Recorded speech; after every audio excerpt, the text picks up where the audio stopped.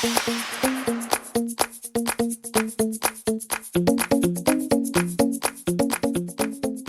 I've just got back from my first ever cruise, which was on the Regal Princess, the lovely ship there.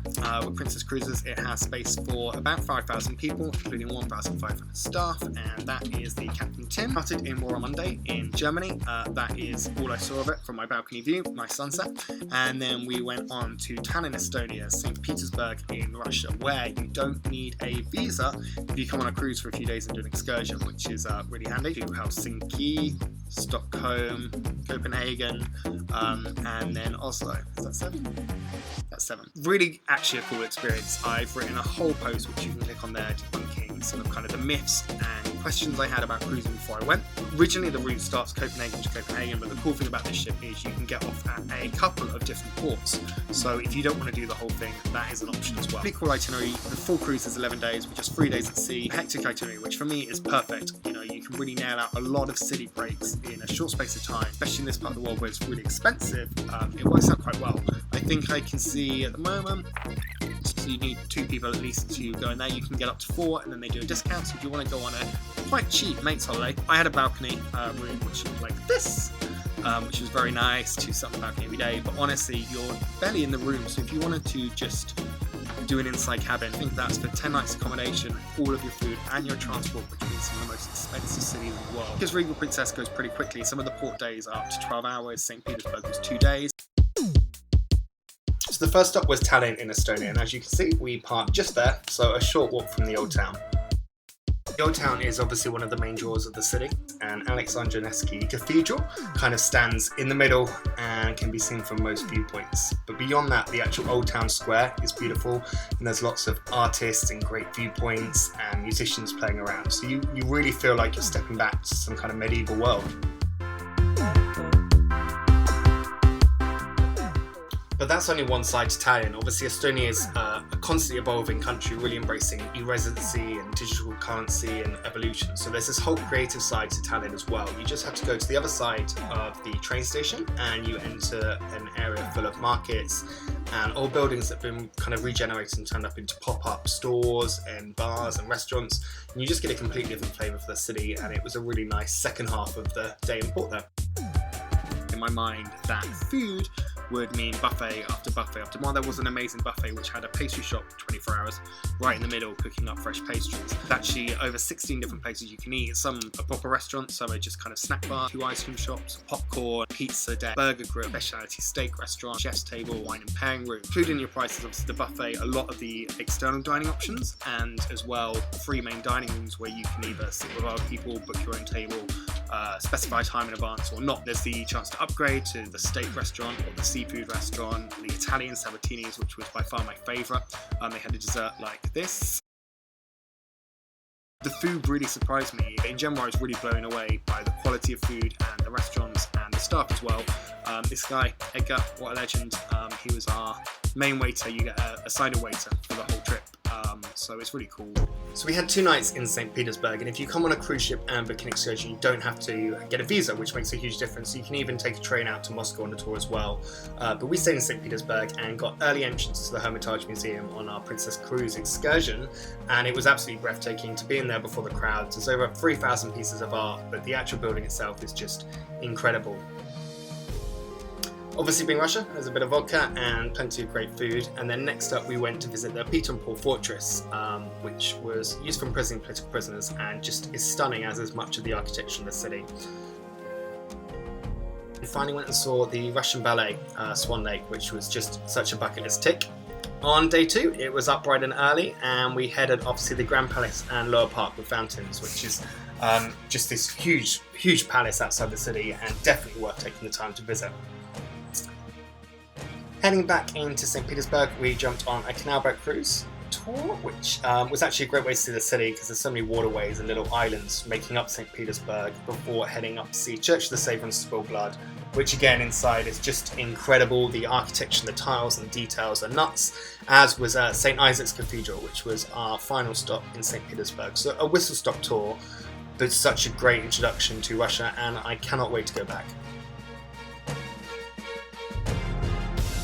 I guess one of the biggest fears I had of cruising was going crazy, being stuck at sea, and that was one of the reasons I really like this itinerary through the Baltic Sea. So much to do. You'll get one of these every day, or you can see it on your mobile phone, or you can also order room service breakfast from an app, legend. And in here there is everything that's going on. Live music, free afternoon tea, theatre entertainment, running track, formal nights, pool to get dressed up and have some drinks, casino, complimentary massages, late night show, singles meetup, ooh la la, tennis, quiz which we came second at, golf putting challenge, yoga. Didn't even notice that there was a basketball court. You get the point. You aren't actually going to get bored on this cruise ship because there's all of this stuff to do. Wi-Fi as well, it's a big deal for someone like me who works on the road, and they have Medallion Net, which is a brand new thing on board the Regal Princess that they're going to roll out to a few more ships, which meant for $9.99 a day you can actually get really good internet. It was good enough for me to work, and I even upload some videos and just meet people. I think that's one of the things that really blew me away with cruising, is I made loads of friends. It's me and Emily with Peter after a few drinks. If you go into cruising with an open mind, you're gonna make connections and meet thousands of other people from all around the world. It can actually be quite an enriching experience, which is definitely not how I imagined cruising to be. So although Finland's somewhere I've always wanted to go, especially into the north, Helsinki itself hasn't hugely appealed to me, so a day trip was ideal really, and we started the day taking a little boat tour through the archipelago of islands around Helsinki, which was super relaxing before heading into the city itself. Obviously Helsinki Cathedral is a stunning building and one of the main pieces of architecture to visit in the city, but make sure you check out the National Library of Finland just across the road as well. Plenty of architecture and statues to see as well, but make sure you visit the stone church, which is carved into the rock, and it's just a really unique kind of space as well. You're definitely going to want to relax, and you spend a lot of your time in your comfiest ever dressing gown, which I didn't steal. And you can head to the spa, which is a cool space. You can get a day pass there like you would on land. You can even get your teeth whitened, but I just had a massage, which was my first one in 15 years. So thank you, January, for dealing with 1,000,001 knots. And there's also another space as well on the top deck, which is an adult-only space where you can get a massage, but you have to pay to go in there, which I kind of would get on a Caribbean cruise, but on one like this, where it's empty most of the time, I feel it should have been included in the price. You can jump off again the next day, and that's the great thing with this cruise, is that there's so many ports to go to. So Stockholm is hands down one of my favourite cities. I've been numerous times, but it was really nice to come in the spring when there was still the cherry blossoms in bloom, and it's really easy to get around here. You don't need to take an excursion. The actual underground stations are like a whole art museum as well, so either check them out or jump on a bike to explore the city. With a day here, you can actually see quite a lot of the city, but there's heaps of museums as well, so it's probably the one place I think most people in our group wanted to come back to and spend a bit more time exploring. One of the main draws is Gamla, which is the old town with all of the colourful houses, little cafes. Take fika, which is the Swedish word for coffee and cake with friends, and just soak up the atmosphere. It's just such a beautiful city in the sunshine just to wander around and get completely lost in. So there's some really great shows. There was a couple of huge productions and then some smaller ones and little musicians dotted around.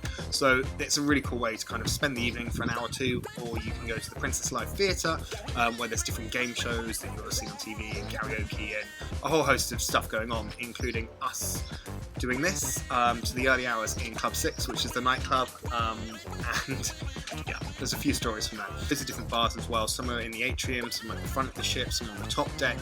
You've also got movies under the stars, so you can literally sit under the stars, wrap up in a blanket, eat some free popcorn and watch a movie. It's not all inclusive. The prices were pretty reasonable. I think it's like $6 for a glass of wine. It's not too bad, or you can get a drinks package. Unfairly priced, especially when you consider where you're sailing around and how much food and drinks would cost staying overnight in cities like Oslo and Copenhagen.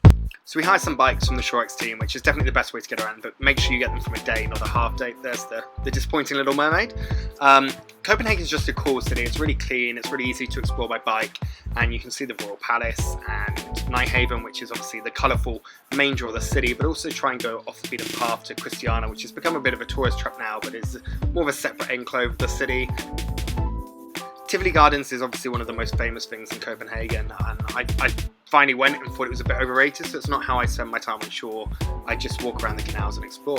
I've been to Copenhagen twice now, both for a day each, once in the winter, once in the summer. I definitely think it's enough time to soak up most of the city has to offer and just enjoy it. But sadly, that was nearly the end of the cruise, which is cue sad music, because I was actually just really loving exploring Scandinavia again. But I will leave you with one of the best moments of being in the ship, which was the sail into Oslo, which is definitely worth getting up early for. Sailing through the mist, past the fords and all of these cute little cabins was just beautiful.